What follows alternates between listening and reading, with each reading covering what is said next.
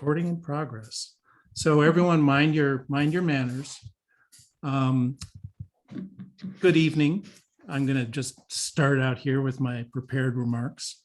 Welcome to the October 2021 installment of Photobook Banter. My name is George Slade, and I'm a writer, photographer, and consultant based in the Twin Cities of Minneapolis and St. Paul.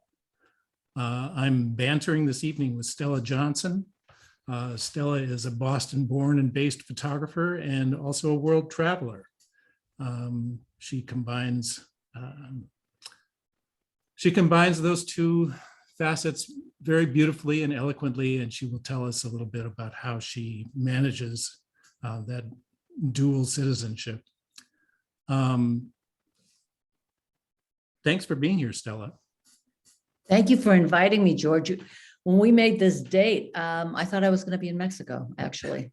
Right. So here I am in Boston, and I have to say I'm really happy to be here, which is very surprising to me. This has been the upside of all of this for me, has been to return to Boston and in the United States generally. Mm-hmm. So I feel very lucky, actually. Ordinarily at this time of year, you'd be in Mexico or traveling somewhere else? Yep, Mexico probably, yeah. Mm-hmm. Well, Stella, your work, and we're going to go into detail. People can ask questions about your biography, but basically I kind of want you to lay out your biography as we go, if that's all right.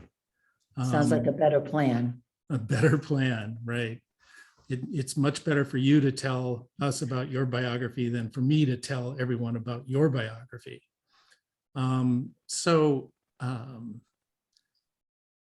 Your work has kind of struck me as being bookish, for lack of a better word, for quite a while. And I know you had an early experience with a book that arose from your Fulbright work. I wonder if you could tell us a little bit about that. Well, I had the work before the Fulbright, and because I had that work, then I kind of got the Fulbright. So I was working on that project called Al Sol in Mexico, and actually I got word of the Fulbright when I was in Nicaragua. So Al Sol had been in the making for 20 years. And my good friend Dominic Chavez is the one who really helped me sequence it. Mm-hmm.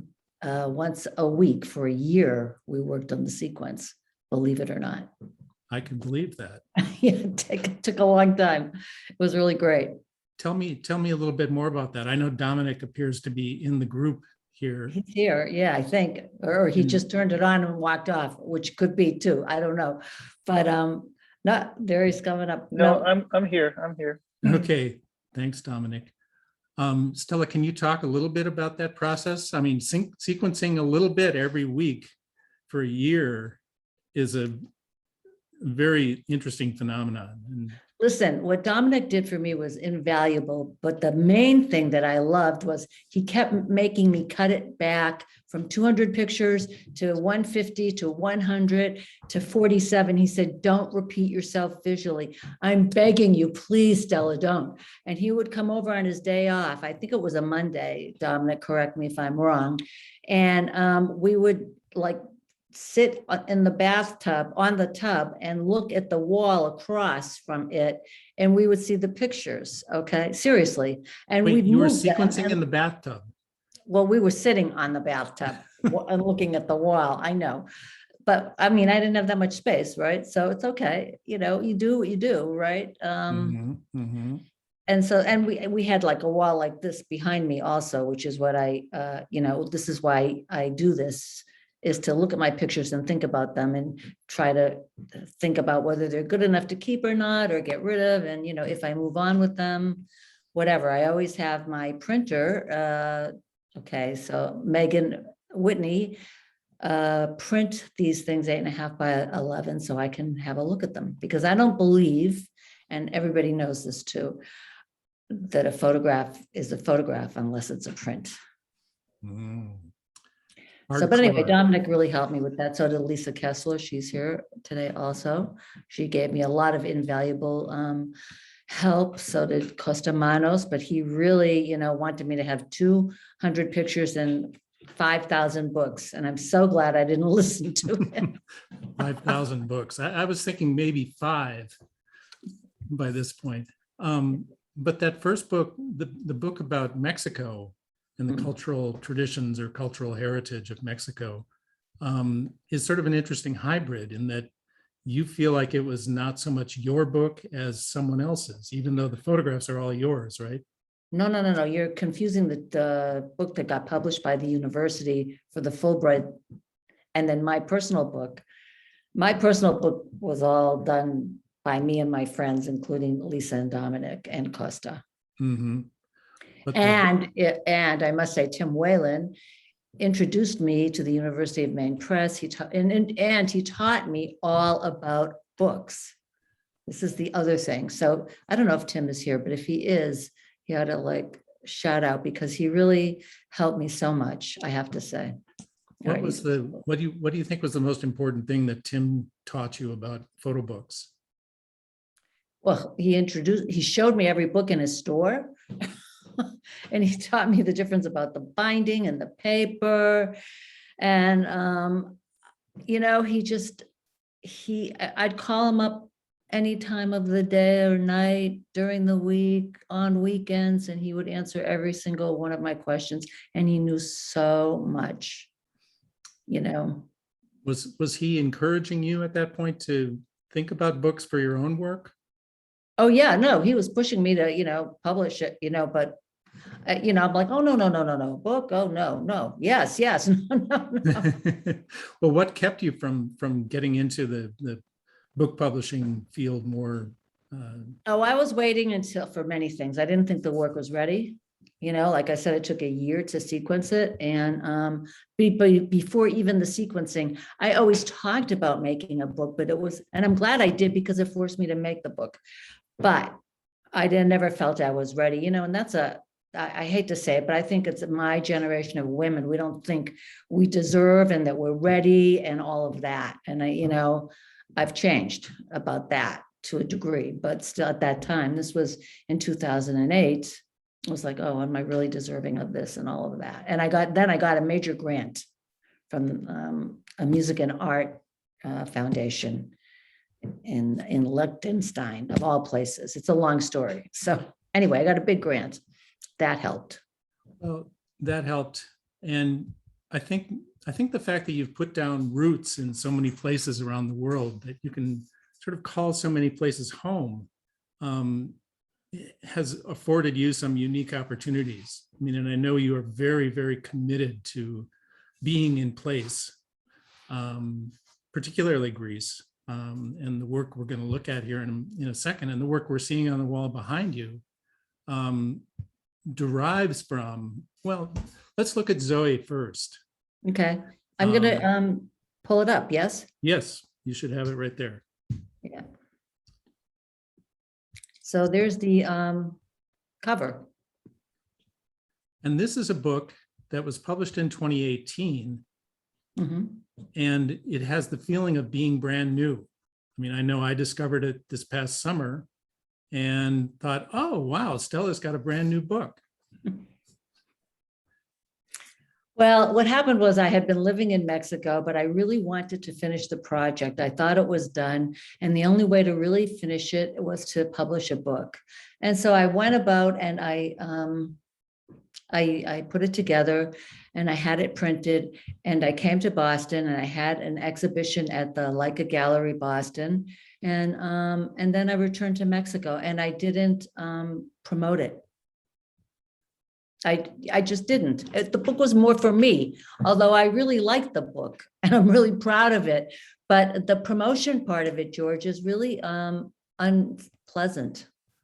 Really? Let's say that. Oh gosh, I thought that all photographers who got into doing books were doing it because they love promotion. Yeah, right.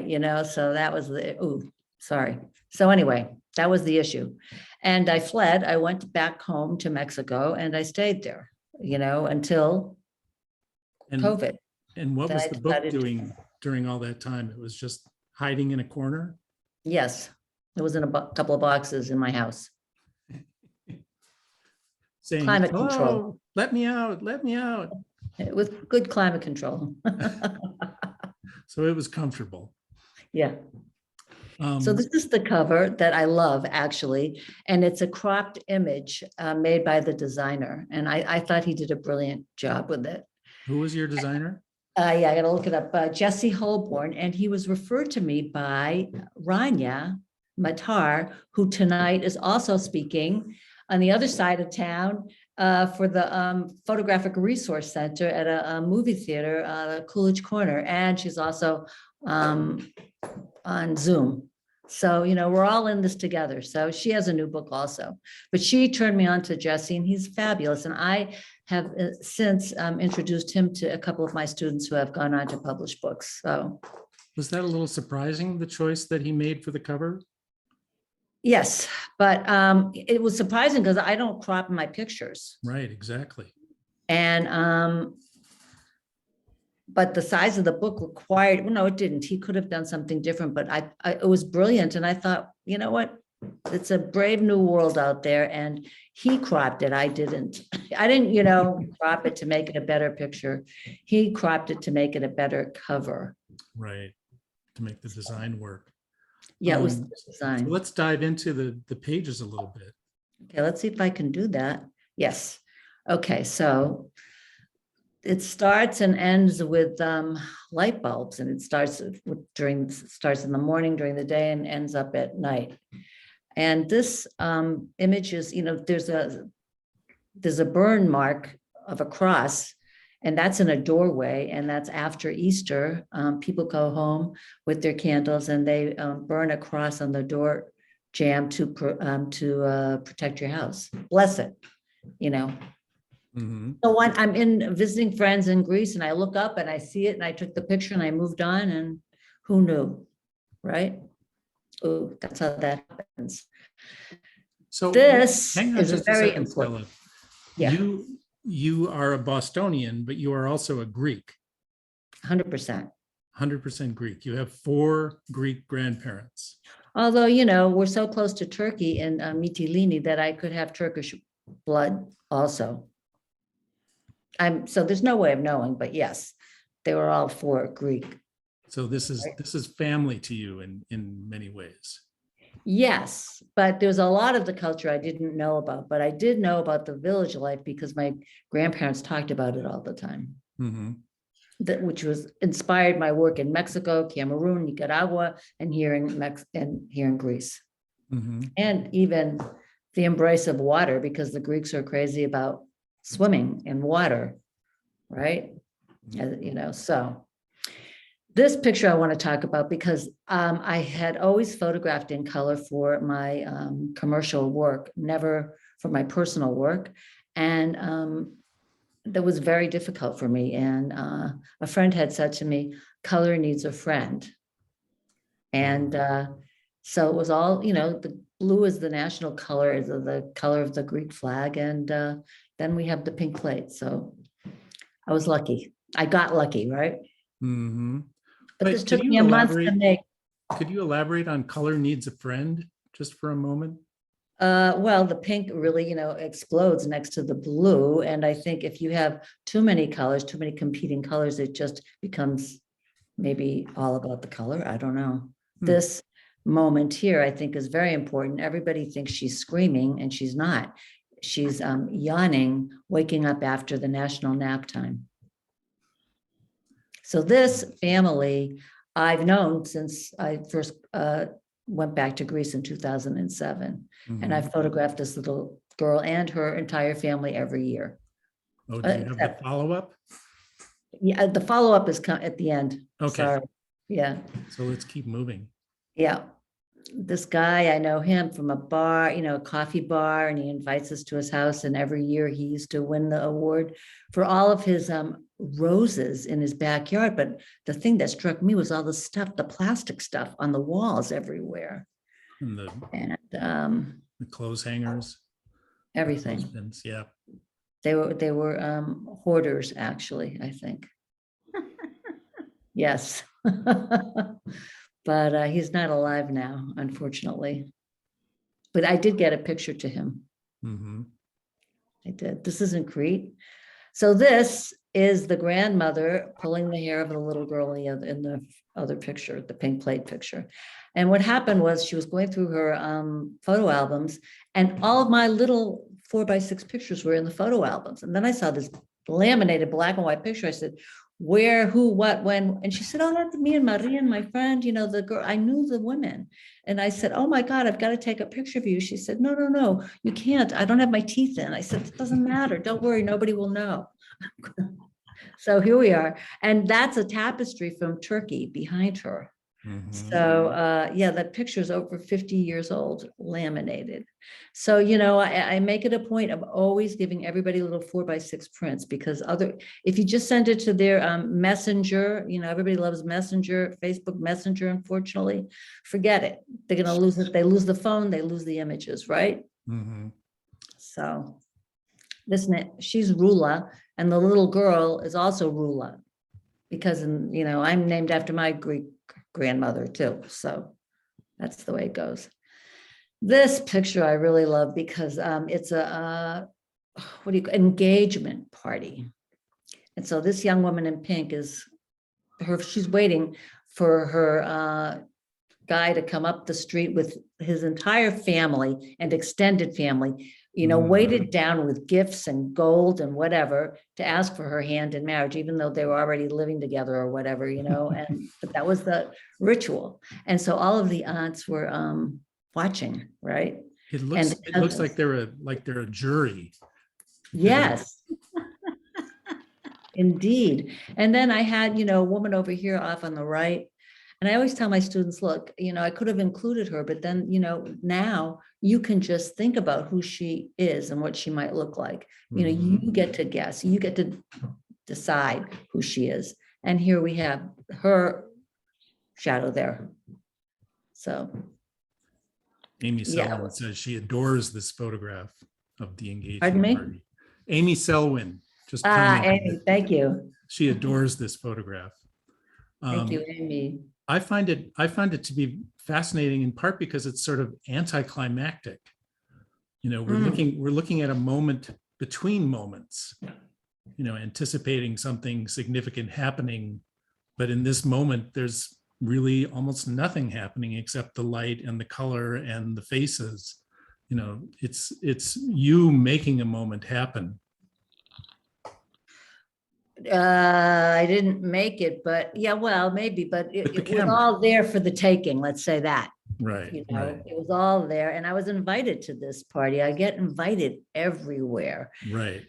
Once I become friends with people, they invite me.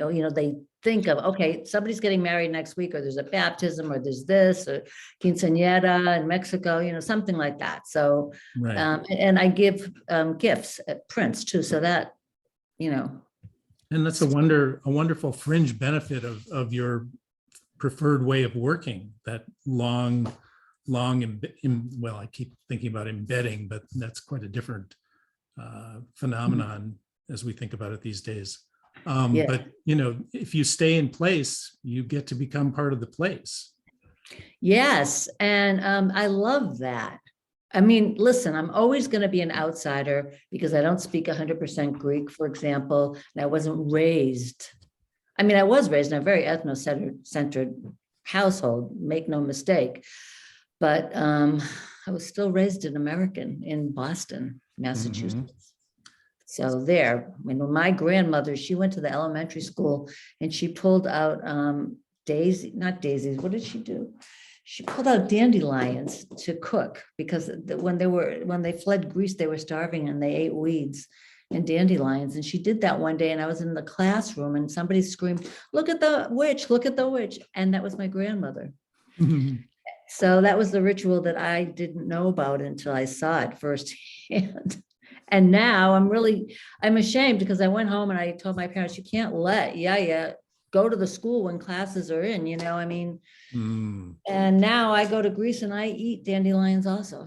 They're delicious. Who knew? All right, let's.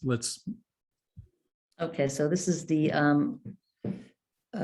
sea. I don't know which one. I think it might be the Libyan Sea, because South Crete, the next stop is Libya. Actually, so it's the Libyan Sea. And I traveled around, I was visiting people. So the water, plays a big role here in Crete. And that's just like the real light. That is unmanipulated gold light. I was Golden leaving, light. packed up, waiting for the taxi that was across the street from my hotel. And I just like picked up the camera, walked over there, took some pictures. And again, it was like one of the last ones. Mhm. That Now, in a situation like this, are you able, I know you prefer, you almost insist on, coming to an agreement with the people in the photographs, either Yes. by habit or by extension. Is this a situation that you felt that you were able to establish that relationship in? No, and it didn't matter because you can't identify them. Well, okay, good point. That's the point for me. I think keeping children safe is very important. And I also think people have a right, but you can't read them. I mean, certainly the girl on the left, you have no idea who she is. And the same on the right. So I don't worry about that. But yes, the other pictures, yes, I am adamant about them. Mhm.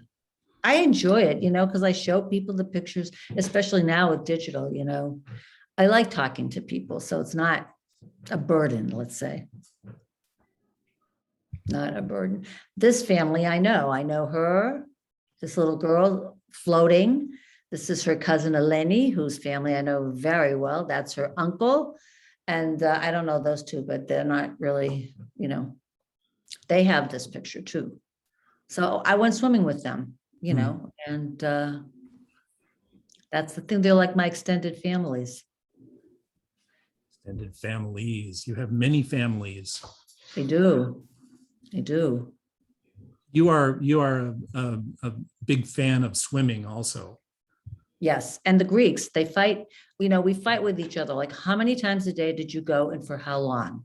Did you go in the morning and in the afternoon? And did you go for a half an hour, 40 minutes, an hour? It's a big deal. You have to swim. And if you have anything wrong with you, the salt water will cure it.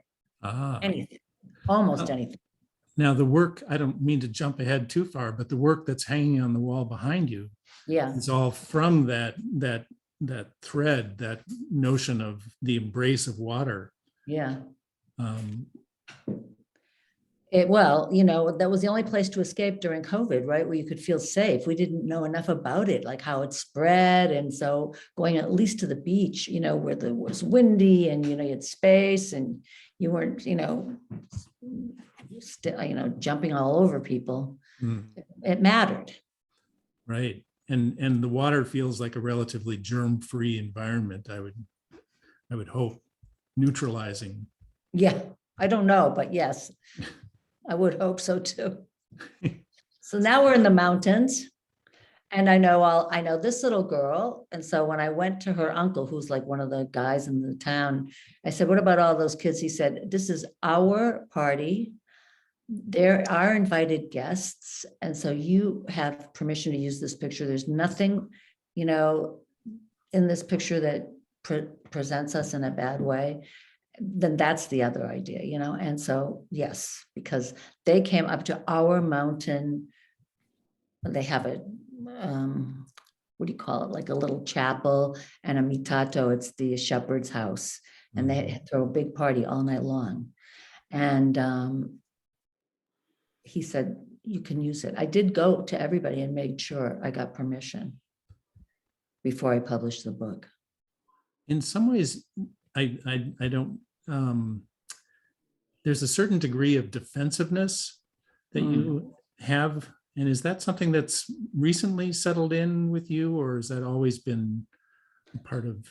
That's a good question. I think with the internet and people afraid to have their children exposed on the internet, before when I was making images with film camera, and you didn't see the photographs forever, right? I would go away, I'd go to Mexico and come back the next year with prints initially, or I would have some SX70 film, but there were boxes of it. I mean, how much could you travel with, right? So, and same with the film, 100 rolls of film, that's, substantial.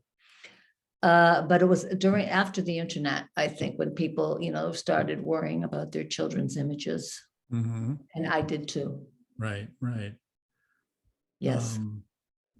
Yeah, And I, it sometimes seems as though the defensiveness really gets ahead of the ability to make the photographs. yeah, it can interfere, and Mhm. that's okay. I'd rather err on the side of caution for me. It's And just for me. you do a lot of workshops. That's one of the ways that you make your way as a photographer. Is that uh, is that message about vulnerability and defensiveness something that you convey to your students? Yes, in fact, I won't let them use the word, I shot this picture. No, you photographed. We're not Mhm. using guns. It's not a violent act. And you're not taking, we're making. What are you taking from somebody? And why would you want to take? That's why I like it to be more of a collaborative venture, either before or after. That I would go up to somebody after the fact. I was with Lisa Kessel, we were at the beach and we were photographing these kids, or I was, and I said to the kid, so where's your mother? And he like looked at me and I think he thought he was in trouble. So he brings me up to his mother and I said, oh, I was photographing your son. Here are the pictures. Do you mind? And she's like, oh no, these are great. I said, well, give me your email and I'll send them to you. But he was really scared because I guess it was the way I said it. Where's your mother? Because it's a big beach. Like, where was she? You can be very threatening, Stella. I know. I have to get, I have to learn how to be less of a threat, George. Any hints from the, and people throw them in the chat and I'll take them home and take them under advisement. Thank you very much.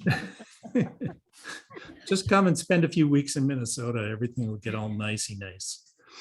Yeah, maybe, I guess. It's too cold over there now, though. Next Yeah. summer. Well, this picture is a wonderful example of how close you are. Yeah. And this is not a picture that someone is making with a telephoto lens. This is Yeah. someone who is enmeshed, almost Yeah. embedded in the situation. Listen, I was embedded. I was asked to be the wedding photographer for this very famous Greek musician friend of mine. And I said, no, I can't do it. I can't, it starts at 2:00 in the afternoon. And then the wedding, they get married at 7 p.m. and it goes on until 7 a.m. I said, no, I cannot do that. I will give you every picture I make. I'm happy to. I love you, but you cannot rely on me to be your wedding photographer. That's not, I don't have it in me anymore. I had a bad knee at the time. I couldn't do it. So anyway, so I was sitting there and I just, that's my friend and his wife. She's also my friend, the little flower girls I didn't know. And you can see in the upper left here, their friend with a flash, another guy who's also a friend. Oh They yeah. didn't, who made beautiful pictures, by the way. It They was got it it was a right. tag team effort. Yeah. If you're shooting for 12 hours, you need someone to spell you. I don't know how they do it. I don't.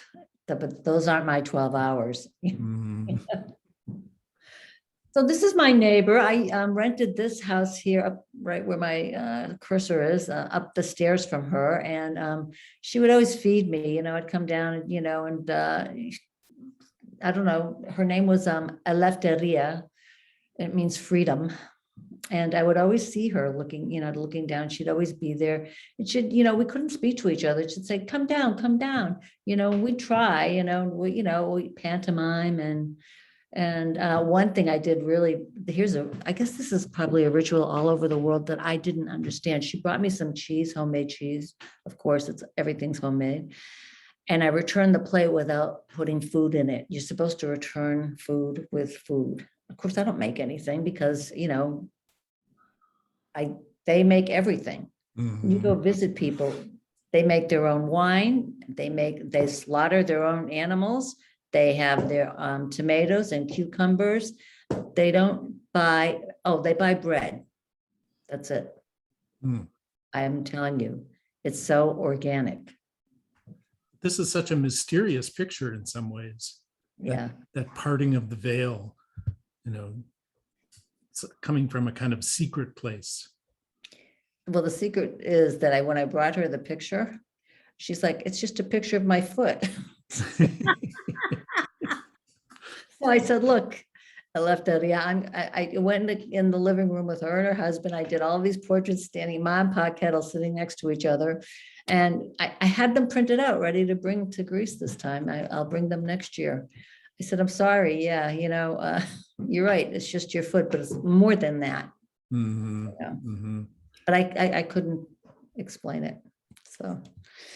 So this guy, this shadow is my friend, the musician, and I was supposed to do, I asked to do a picture of the three generations, his father, himself, and his son. And the son was not having any of it. So, but I got what I thought was a better picture anyway, this way. And yeah. And he lived right around the corner. When I moved in, I rented that house. I walked by and he said, Stella, what are you doing here? I said, what are you doing here? He said, I live here. I said, oh yeah, well, I'm renting around the corner. Now we're neighbors. Nice, nice. Yeah, it was great.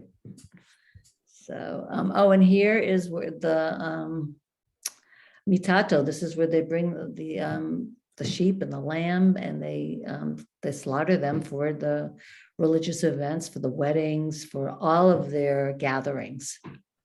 So in editing this book, did you have a particular goal in mind as you were drawing it together?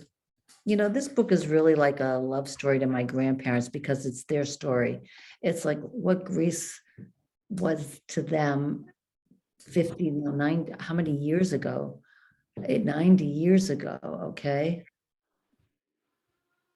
Or something like that, 80 years ago. Mhm. And yes, this village, all this stuff really happens, but this also, Greece is going through an incredible economic crisis, and it looks very different too. It depends on your eye. And this was the story I heard, and that was my fantasy of Greece. And that's why I did this like this. Mhm. So but I love the village, and I love living off the land. I live that way in Mexico, and I live that way. And even Right. here in Boston, the shops down the street from me, they have the kitchens in the back, everything's handmade. Mhm. Mhm. So So you found the Bostonian equivalent of Yeah. village life. yeah. Um, And this is again herding the sheep, the lambs, the sheep, the whatever, all of them. So all these guys I've known now for a decade. And now the little boys won't let me near them unless also the men are part of the picture. oh, interesting. Otherwise, they turn their back to me. No go. Okay, so this is the best red wine in the village. In process. Pardon me? In process. Yes, isn't that great? The kids are on the truck and they're jumping on the grapes. Coming from what we just saw, though, in the I know. barn, it suggests that it was some other substance, some other liquid.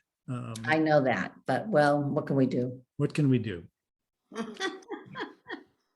So, and this is a pop-up dinner spot that I would go with my friends. We'd go around to another village, and this woman, we said, "You have dinner?" She said, "Sure, I have a chicken in the back." She cut its head off. She, took off the feathers. I mean, we were there for hours, and she prepared the food. We had the raki, the salad. It struck me a little bit about how much shadow you actually managed to photograph in the Greek pictures. That I think of Greece as such a bright, sunny place. Also, a lot goes on at night because, like many of the bright sunny places, it's so close to Africa. Between the hours of 2 and 7, it's like 100 degrees, and you can't get anything done. Mm, That's, so the siesta that was born in Latin America also happens in Greece. They mhm. don't call it a siesta. I don't know what they call It's just so interesting though. I mean, it's so truthful to the place, but so contrary to our mind's eye view of Greece, this, high contrast blue and white. And well, I'm it. just thinking it's really great to see that as counterpoint. Oh, I'm glad. These musicians, like, were going around to all four of the areas of the town because there had been a big festival. And this was like 2 or 3 o'clock in the morning. And the music and the parties go on all night. I don't know what happens in the winter. I don't think as much, there's school and stuff like that. The summer, the place explodes. Absolutely. Mhm. Yes, and this was one of my favorite restaurants on the water. And I loved it, those lights in the tree. And it's not there anymore. The tree is there, but not the lights. Hmm. And this was a shade, which actually ended up, my friends told me later, is a very old sort of fabric in Greece. So all of my friends understood it and knew it.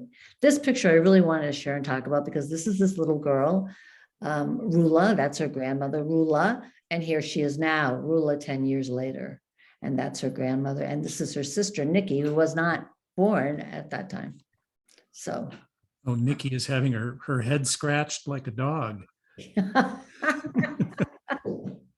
Yes. Well, we said we wanted to recreate the image, as best as possible. Mm-hmm, mm-hmm. So That's so that's what adorable. we did.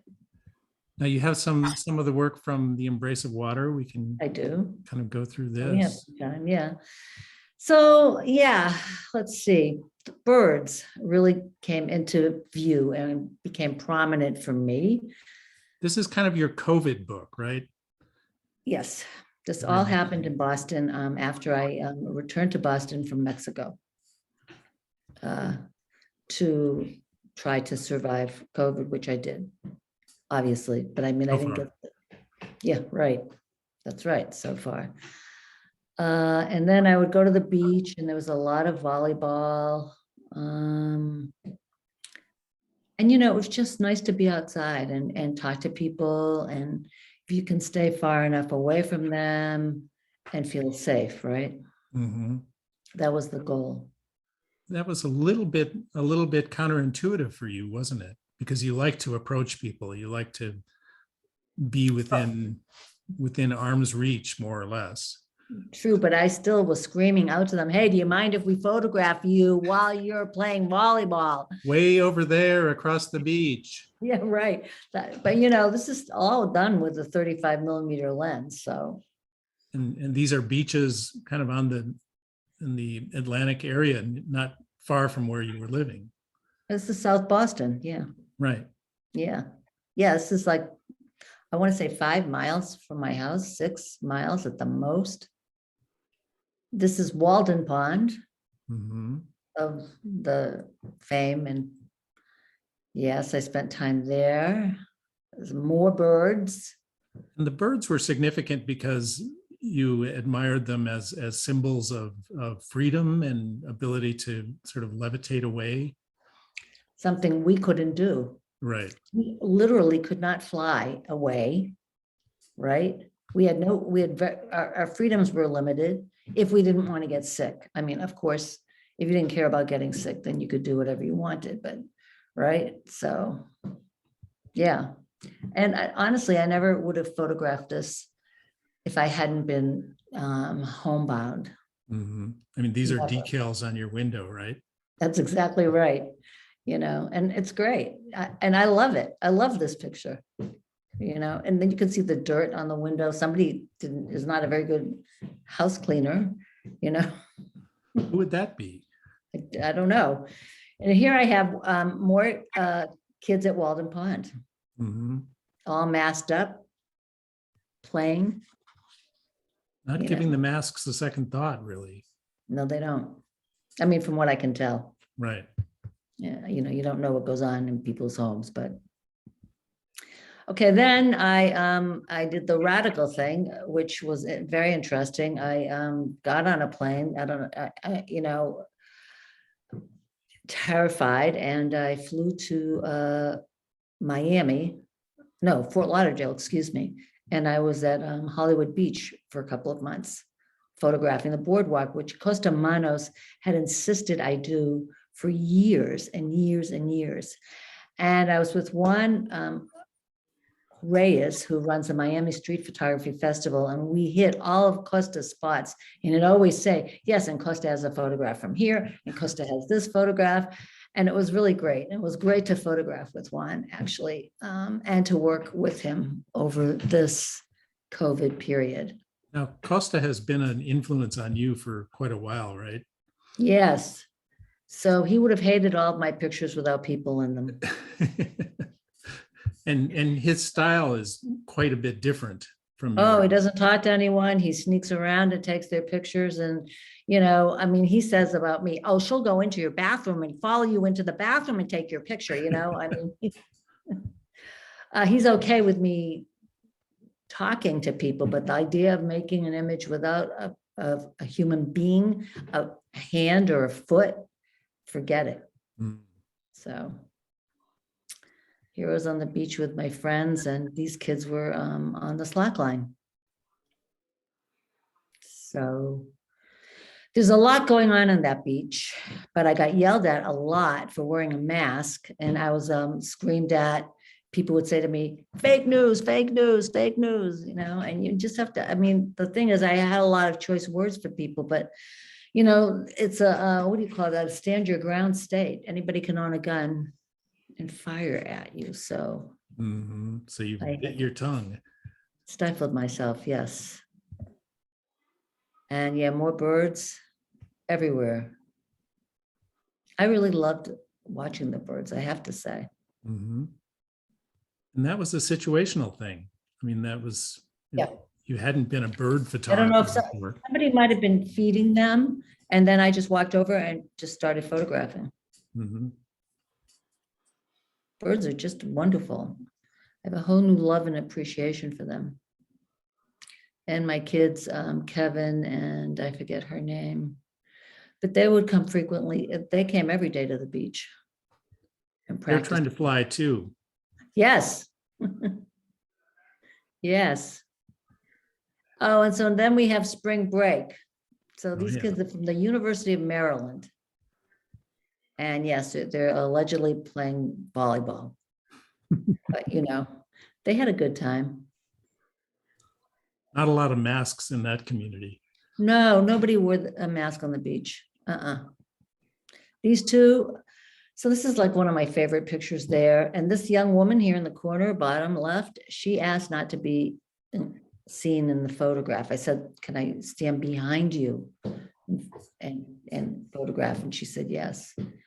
And this couple, they're actually married. And I photographed them. He was clowning around for at least a half an hour. I mean, reposing and being really silly. And eventually they sat down, they went for the kiss, and I got that moment right before the kiss. Beauteous. Yeah. And this is the theater where Costa also made a picture, and one reminded me of that. And here we have all of these young women are posing for me.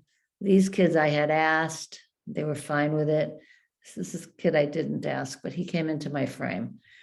So hopefully that's not going to be a problem. Hopefully he never sees it. Right. No one tells him. Right, exactly. So this is Fort Lauderdale, and there's a place where people get married and then have their photographs taken on the beach. And look at this little girl with her sunglasses. You gotta love it. Yeah, Lisa Kessler just made a comment, and she reminds me that I referred to this as your next book, and it isn't a book yet, but it should be, and it will be at some point. Thank you. Yes, that's right. All of that's true. It's not a book. One of these days, I hope it is a book. And, but then it won't just be COVID. Well, who knows? I mean, we don't know how long that's going to last. This guy, Carlos, goes to the beach quite frequently with his, what did he call that thing? Iguana? No. I have it written, I have the notes. But he was also really happy to pose. Now we're at Revere Beach. And Komodo, the kids are right? getting out of school. And I was putting them in silhouette because there were so many of them, but then I had this girl, she was talking back at me. She was acknowledging me. And I don't know if this is the last one or not, honestly. Oh, no. I have the kids, getting a mud bath at Revere Beach. Mhm. And finally Yeah, going to wash off. And that, my dear, is the end. that is that.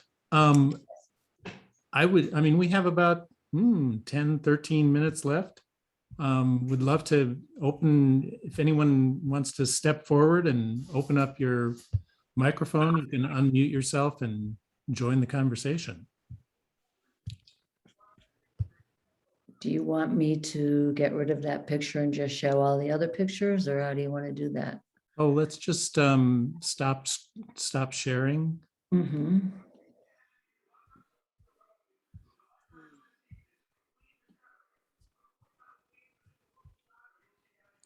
Well, Amy, Juan Reyes mentioned that was a Komodo dragon that we were looking at. Oh, really? Okay. Yes, a Stella. dragon. He did call that, something like that. It's Lisa. Susie, I have a question for you, Stella. The pictures, the last set of pictures from the water are just so alive. And it almost doesn't seem to matter if they're in Florida or here in Boston. They just have a very energetic feeling, much more so. Just feels so exciting. And I'm wondering what you're planning next. Are you going to the West Coast? I am. I'm going to Venice Beach. I can't get there soon enough. No. I mean, I'm very happy here in Boston, but I am really looking forward to it. And one of my friends is here, Sebastian, who's a brilliant image maker. And I saw his pictures and I thought, oh, this is a great place. And yes, so I am going to definitely continue on with this. And so it just won't be a COVID project anymore. It's going to be the embrace of water. I could just be a beach bum, I guess. Stella, you were telling me earlier about an assignment you imagine giving to someone who would join you on that on Venice Beach about narrowing in on something. Yeah, like I would follow around like a skateboarder all day, or better yet, bodybuilder, and find out like what do they eat, what do they do, like really there's people on the beach all the time. Is that what else do they do when they're not on the beach? Mhm. That's what I'm curious about. Mhm. Let's see, there was a question just now about people that you who among your antecedents and contemporaries do you converse with? With my contemporaries, Yeah. Lisa Kessler and Dominic, and I was Mark Ostow and Lisa Abibal were here this year. So, but And in terms of books and photographers making books, well, my favorites are Kudelka, Keith Carter, and Debbie Fleming Caffrey. any one of Debbie's books in particular that you like? I don't know the names of any of them. Right. I don't. And Susan Okay. Bank, there she is, right there. She's got two great books on Cuba. Mhm. There you are, Susan. Welcome. Yes, Stella, you are so funny. And you're so Boston. Oh my God. Good to know. Hey, Kat Kiernan had a really nice comment. She says, I have always admired that time that you give to each project. The first book was decades in the making. The second book was more than 10 years. This long span of time allows you to feel confident that your photographs transcend trends and are the best photographs to communicate your ideas. Wow, thank you, Kat, for that. Yes. I don't know that I have that confidence, but it sounds really good. That's what I thought too. Yeah. It's a goal to be wished. Yes. Now, HP Burston says, Yeah. Stella, since we've had so much good luck taking pictures together on Revere Beach, would you like me to join you on Venice Beach? Everybody is welcome. It's a Okay, free beach.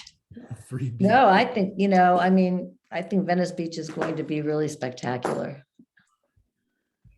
Yeah, I have a question. I really enjoy your work. Was looking at some of your books before this evening, and I mean, you have just a wonderful style and this kind of beautiful fragmentation, I think, of the body, the arms and how you're portraying people. Is that been a style that you've always had, or is it something you've developed over time, or is it really sort of specific to, say, when you're shooting in Greece or at the beach, with the shadow and light and such? It took me forever to learn how to do that. And I took a class with Konstantin Manos, and then he decided to mentor me because I was a good little Greek girl, seriously. And he would yell at me, for all of the bad pictures that I made, which I made many over the years. So it took me a long time to figure out what a good picture was, how to make a picture that was compelling. And then, then get that style together. It takes time. I mean, maybe for some people it's easier. It wasn't easy for me at all. And it still isn't. I can go photographing every single day and I won't get one good photograph in 30 days. And it's kind of depressing, actually. What do you think tips the odds in your favor when things are going well? It's a crapshoot, honestly. It's the light, it's the moment, it's the environment. For me, light is very important. That's why I named my book, the first book, I'll Sold to the Sun. I mean, sunlight is very important to me. Other people don't need it. I have very difficult time making a picture without sunlight. Mm-hmm. So it is what it is, But I don't have a great batting average at all, but I do persevere. I will say that. The more at bats you take, the better the more likely you are to sustain a good batting average. Yeah, if I go out enough, Yep. Yep. And I love just going out for a walk and taking my camera for a walk. Are you walking the camera or is the camera walking you? Good question. It's just an excuse to get out there but I always have it at the ready. Mm-hmm. I mean, I know my light, after 40 years, I know my light. I know I don't have to, I use the meter, but I already know how to set it. Right. And you're using 35 millimeter in these cases? Yes. So you're digital now. Oh, digital now. Okay.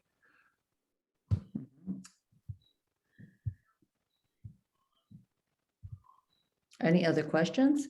I don't know if I haven't seen these. I haven't. I'm kind of keeping track of the chat field. People can pop up, unmute themselves if they like. But while we're closing in on the end, I do want to remind people that donations are wonderful and accepted through Venmo. George-Slade-2. I also want to mention that the previous banters are now up on YouTube. If you want to locate them on YouTube, my channel is George Slade Re Photographica. Great. And you will find Stacy Merfar from June, Tim Soder from July, Sig Harvey from August, and Sean Records from September. Also, I want to let you know that November we'll be talking with Lori Grinker, December, Stuart Rome, and January we'll be speaking with Javier Tavera. So there's some great people coming up. Stella, it's always a pleasure to talk with you. And I think you are one of the most gregarious introverts I know. Yes, I am an introvert, but I have a big mouth too. It's true. George, thank you so much for the invitation. It was great. And everybody, thank you so much for joining us. We're all zoomed out, so I really appreciate your taking this 1 hour to be with us tonight. It was wonderful for me. I'm really grateful to Zoom, actually. Me too, It allows us to get together without having to be in Boston together, which is its own kind of pleasure. Of Indeed. course. It is. Spanakopita with Stella. Not made by Stella, but with Stella. And I there's know, a with Stella. huge yes. distinction. You mean when you make it, it's We don't want to go rare- there. a rare Yeah. occasion. Yes. Amy Selwyn says, "If charisto," what does that mean? Evcharisto. It means thank you in Greek. Oh, okay, great. There's all kinds of wonderful chat notes coming through. Thank you, people. Okay, thank you for joining us, everybody. Thank you so much. Thank you. Thank you. Bye, Stella. Bye, everybody. See Thank you, you in Stella. the universe. See you around. See you on the shores Yes. by the seaside. Thank Yasu, Stella. Yasu. Yasu, Eva. I missed you in Lesbos I know, next year. next year. It was great. Yeah. It was great. I'm glad. Looks like someone was in Greece there. Yes. Oh, this is a picture I took 3 years ago. Well, the suggestion is perfect. Yes, it's Thank the you. island of Santorini, actually. So Mhm. Yes. it really looks like that, actually. It's gorgeous. So And you Yep. almost look like you're there. I wish I were. So anyway, it was wonderful. It was enjoyed to hear the presentation and to see your photographs. I loved it. Thank you so much. Great. Thank you for joining. Really Thanks for appreciate it. being- Yeah, yeah. Okay. All right, Stella, I'm going to close off here. Goodbye, everybody. Thank you so much. All right. See you. Bye all.